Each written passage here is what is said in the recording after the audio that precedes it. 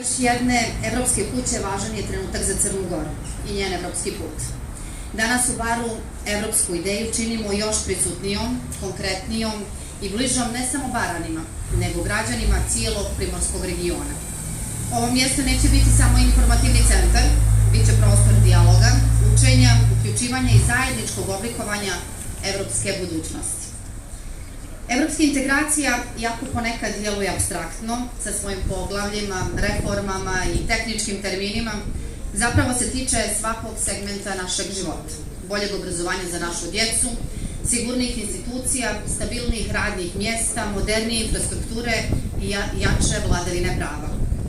Evropske kuće služe upravo tome, da taj proces približe ljudima i uključe ih u njega.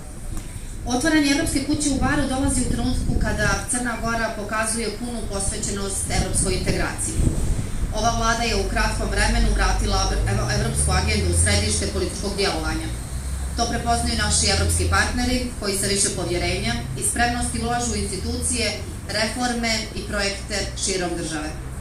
A to vide i građani Crne Gore. Povjerenje u Evropsku uniju, jedno je od najviših u regionu, pokazuje da smo kao društvo čvrsto opredijeljeni za evropski put. To je dokaz da evropski put nije samo spoljnopolitički cilj, već duboka unutrašnja potreba našeg društva.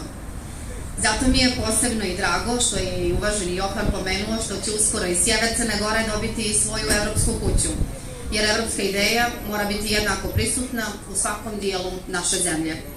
Na kraju želim da zahvalim delegacije Evropske unije u Crnoj Gori i ambasadoru Sattleru na posvećenosti i iskrenoj podršci našim evropskim nastojanjima.